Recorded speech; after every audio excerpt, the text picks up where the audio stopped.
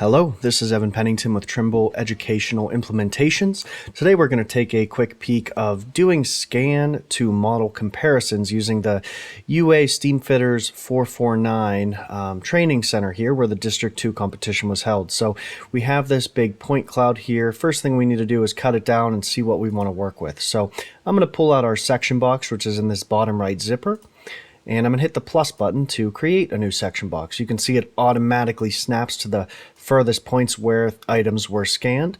And of course, we already did registration and refinement on this on the Trimble tablet before we imported this into my computer. So we're just going to cut down all of these sides, cut off the ceiling, cut off as much as we can so that our computer can run as fast as possible, and to simply clean up the data so you're not looking at too much information.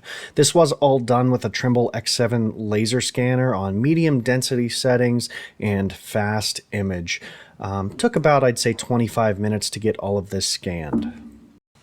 So now that we've cut down to the items that we want to look at, you can see right here, this is a true color version with the pictures taken so that we could colorize the point clouds. You can see the fabrications that each of the apprentices put together. So what we're going to do is we're going to import our model and bring them on top so that we can see how well they did. So let's go to More, Projects, Import, and I can use this District 2 Comp IFC model right here. So I'm going to hit Import. And now that I did that, I have it right into my model, but it's not going to be in the correct spot. So I'm going to find that real quick by clicking my Drawings button in the zipper, clicking the modeled object, and I can move that to wherever I want to. So I'm going to put it right over here, spin it around on a 90, and we're going to fit it as best as we can to the point cloud. So we're going to get it nice and close and line this up here just by grabbing this wheel, and you can actually loosen this wheel up, move it to what you know is a similar item, and now you can move it right from that center point. And I'm using this center cylinder right here because this is what the apprentices started with in the competition. Besides that, the table and some of the unistrut down here, everything else was created by the apprentices. So let's get a side view.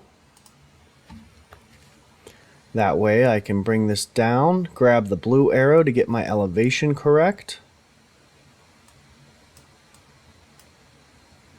And I can see that point cloud right here, the top cylinder, so I want to make that line up perfectly. Okay, so that should be good. Let's go back to a top-down view. And now we might have to make a couple more little corrections here. For prefab like this, usually doing it like I am with the naked eye is more than enough, more than accurate. We're talking very, very fine tolerance. So as long as I can make this line up, and I'm sure I'm going to have to check the rotation of the table so it's out just a little bit there. I can do two things. I can either drag this wheel at the edge and actually do a manual rotation, or what I like to do is come into my edit button at the bottom here. So we're going to put an angle in here at 0.10, and let's see how close we can get it to that. And we're going to just keep checking because my center probably should be right in here. So it's going to get out just a hair. We're going to just slide this back over and up. We will snap this to the center point here, at least close to it. That way now we should stay stationary on that center post. Maybe just another click over this way. Looks like we're good on that. So let's go back to More and Map. We'll give this a final little inspection. If we need to make any corrections, we will. I'm going to change the color of the points so I can actually see what I'm looking at. And we'll increase the point size as well. So we can see I'm a little heavy on this side, a little light on this side, so maybe I do just need to make one little correction there. Let's check our elevation. Lined up pretty well at the top here. Could just come up a hair. And we can also use the table to make those adjustments as well. Table looks pretty good. I can check my unistrut here as well, but that center is really what I want to be looking for. Table does just need rotated a hair. Okay, so we can come back into more and map. I'm going to go back into my drawing button. Let's edit this out. Move it to where I want it, back to the center of this pipe. And let's make that tiny little adjustment again. So we're going to come in, we're going to do 0.05 this time to get it a little bit fine-tuned. Rotate it. Rotate it one more maybe. And that's looking pretty good. Let's check our cylinder again. Oh, so it was a little sparse over on this side, so we need to make sure we have that. And looks like we're all good. So let's see how the model compares to the scan. If we go to scan at the top here, we're going to go inspection. And I do want to make a section box of this area. So let's come down here. We're going to make a new section box. If I hit this plus, it'll create a new one from my original one though, so I don't have to redo the entire project section box. We can choose our maximum tolerance. In this case, we're going to do 1 inch, and it will show us other items that are lower than 1 inch at a 1/8 inch interval. Go ahead and click the inspection button, and just like that, we have a heat map showing everything in bright green as being better than 3/16 of an inch out in tolerance. It's looking pretty good. So I have a lot of green on this center, which is used for my alignment. Let's see how my table's looking. Let's make the points a little bit bigger. Okay, so my green table is very green, which means my elevation is set pretty well. We can check some of this unistrut, but the table and the center point are really what I'm looking for. So now that we're happy with that, we can check into some other items on here, see how it's all lining up. Elevations are really good on these tubes. Everything's all green. The angles that they cut them at, looking very good. You can check out how straight these runs are. So they start to go out just a little bit. They're over to the right with the point cloud, and the pipes are going left. So they're just a little off square according to this. Comes up, over. Elevations are pretty good. Our pipe is out a little bit on the outside most pipe there. And we can take a peek at this big cast iron pipe coming down the center here. So they were pretty close. Looks like they were just out of square a little bit. Pipe comes over. Elevations are very good on the top and the bottom. And it looks like they're just a hair off on this return here. So just a nice little look and comparison to see where your fabrication was in or out. So now I can continue to do that for all of the other fabrications that were put together. So let me put back on my original section box here. I need to get out of my inspection map. And instead of using this same model, which I could use all around, it will make me delete my inspection model in order to move it, so I will lose all of that data. So instead, I'm going to import this same model multiple times. And how I can do that, I'm going to bring open my file explorer here. I'm just going to copy this, and I'm going to paste it. It'll do a copy, and I'm just going to keep doing that. Paste, paste, paste. Now I have 5 of these in here, so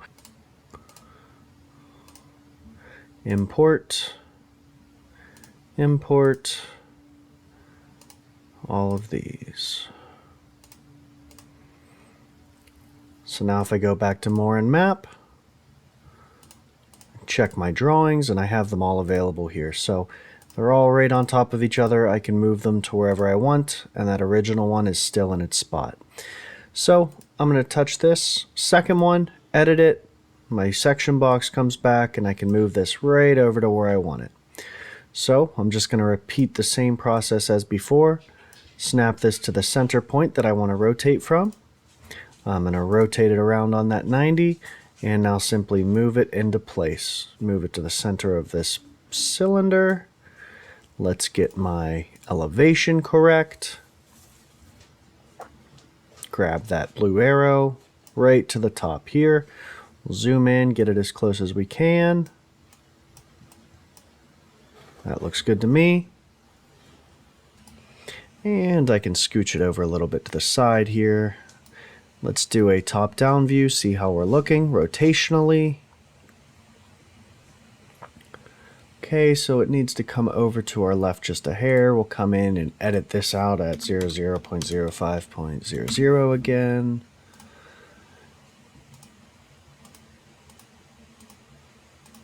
And I'm just looking at the edge of this table here to see where that lines up. So we'll look down here. Okay, this could get moved a little bit. That looks very centered there. Let's see if it messed up our rotation. Let's go the opposite way. Yeah, I like that. Check out the other edge of our table. Lining up very well. So I think we're pretty good. Let's give it one last little inspection on the map here. Rotate around and take a peek. Elevation's very good on the table. Elevation looks good on that cylinder. And I think we're all good. So we'll come back into scan and inspection. Section box off the piece that we want to look at again. So let's add a section box from this. We will size it down to our little area here. Make sure we got everything and aren't cutting anything off. Looks good to me.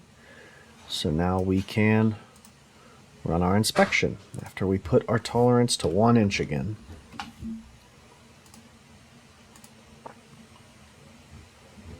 Here we go. And as you can see, another job well done here. You can see the angles are a little bit off. Looks like you didn't cut long enough right here, long enough right there. Put a little bit extra in the middle here. Did that pretty consistently throughout all of these. But his runs are straight. Look very square. Elevations came out nicely. His center cast iron pipe is very good. Looks like we may be just a little bit getting out of square over here. And he did bring his pipe down a little too low. Our Revit model's above where he was. Probably a good half an inch or so. As you can see where his pipe is on this Vitalik fitting. There where it's supposed to be, but that Vitalik fitting isn't modeled correctly in here. So, however, very, very good. Little out here. All in all, another work well done. So we can continue that process, rinse and repeat the same exact thing. Go back to more map, choose our drawings. We would just choose this next copy down here. We can edit it. And we can move it to wherever we have the next one. We'll just have to take off our section box. So if you have any additional questions or would like to implement 3D laser scanning into your educational workflow or into your commercial business application, please feel free to reach out. And we would be happy to help you implement some of this technology into your current workforce or educational program. Thank you and have a great day.